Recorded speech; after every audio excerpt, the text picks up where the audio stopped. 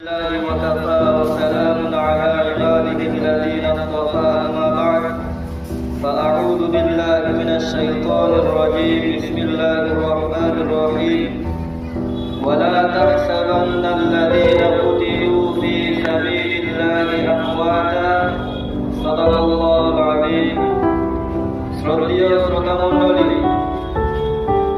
আজকে আমার আলোচ্য বিষয় হলো ভারতের স্বাধীনতা সংগ্রামে আমাদের অবদান।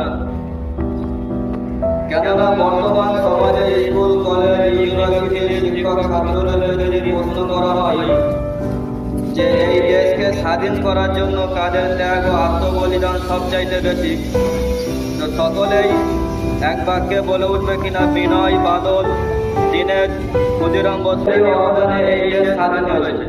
কিন্তু কোনো আলেম ওলামাদের নাম শুনতে পাওয়া যাবে না, কোনো মুসলমান ভাইয়ের নাম শুনতে পাওয়া যাবে না। তাই প্রকৃতপক্ষে ইতিহাস থেকে তথ্যভিত্তিক আলোচনা করলে বুঝতে পারবেন যে এই দেশকে স্বাধীন করার জন্য কাদের ত্যাগ ও আত্মবলিদান সবচাইতে বেশি। শ্রদ্ধেয় শ্রোতামণ্ডলী, আজ থেকে ৭৯ বছর আগে এই ভারতবর্ষ ছিল অন্যায় অত্যাচার জালিম শাসকের অধীনে। ইস্ট ইন্ডিয়ান কোম্পানি ইস্যু করে এই ভারতবর্ষে ব্যবসার অনুমতি নিয়ে ইংরেজ সরকার এসেছিলেন। ১৬০১ খ্রিস্টাব্দে ইস্ট ইন্ডিয়ান কোম্পানি ইস্যু করে ভারতবর্ষের ব্যবসার অনুমতি নিয়ে এসেছিলেন। আর তখনকার সম্রাট ছিলেন বাদশাহ জাহাঙ্গীর। বাদশাহ তাদের মনোভাব বুঝতে না পেরে ভারতবর্ষে তাদের ব্যবসা করার অনুমতি দিয়েছিলেন। কিন্তু তাদের উদ্দেশ্য ছিল ব্যবসা করা নয়, বরং তাদের উদ্দেশ্য ছিল ভারতবর্ষের মাল, বন্দর, টাকা পয়সা লুণ্ঠন করা, নিজের দেশে নিয়ে চলে যাওয়া।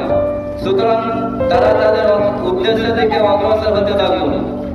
কেমন করে দেখুন, ১৭১৭ খ্রিস্টাব্দে মহীশূর নামক জায়গাকে তারা আয়ত্ত করে নিল। ১৭৫৭ খ্রিস্টাব্দে পলাশীর যুদ্ধে নবাব সিরাজউদ্দৌলাকে পরাজয় করে ব্রিটিশ প্রশাসন অধিক শক্তির অধিকার হয়ে গেছে। এরকম ভাবে তারা আস্তে আস্তে ভারতবর্ষকে কব্জা করতে শুরু করলো।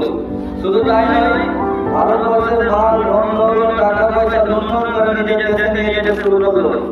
১৭৩ খ্রিস্টাব্দে ১৭৯৯ খ্রিস্টাব্দে সুলতান টিপু সুলতানকে শহীদ করে ইংরেজ সরকারের ঘোষণা করলো कि आज से ये देश हमारा है, मुल्क फल के खुदा की है, हुकूमत बादशाह सलामत का है।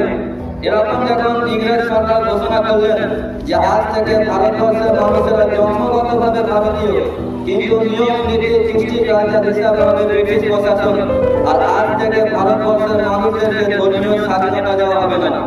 এই ঘোষণার পরে এই চ্যালেঞ্জের মোকাবেলা